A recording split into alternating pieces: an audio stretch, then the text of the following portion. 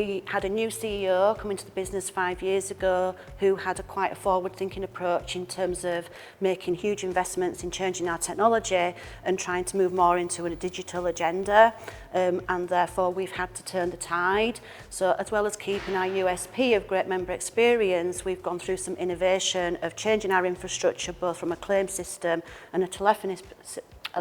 system, so recently moved to Genesys Cloud, and that's brought different challenges because we've had to bring our people through that change curve at the same time as change all our processes and procedures, but to the customer it's still seamless, they're still getting that great experience. I'll be honest, our progression in terms of an AI perspective is tiny at the moment, and we've only really introduced that into a recent chat journey from when you come to us to access a claim for us.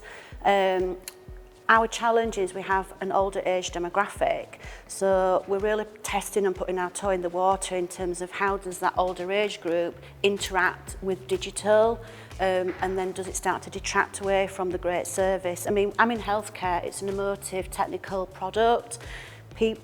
I genuinely believe people will still need to talk to us in some guise because they want that confidence that they're doing the right thing in terms of their own health and well-being. So from us, I guess for the next 5 years, it'll be looking for the simple, easy processes and transactions that we can digitise or move into AI, but not at the expense of taking away the human interaction.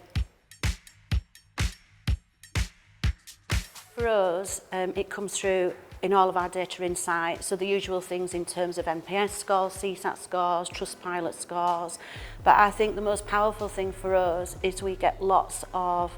customers actually contacting us after they've had an experience with us and just telling us verbally or sending us emails or writing in letters. You know, so even though we're extracting data and doing formal research, it's always great when the member physically picks up the phone after they've had an operation and just says thank you so emotionally, and that's the bit that's really touching and makes you think, yeah, we're getting this right. What's quite exciting for us is because we're in the healthcare sector, it's not just about the progress in technology from a customer service perspective, but we're also having to keep an eye on what's happening in the clinical perspective from technology. So this whole piece around that you can achieve a diagnostic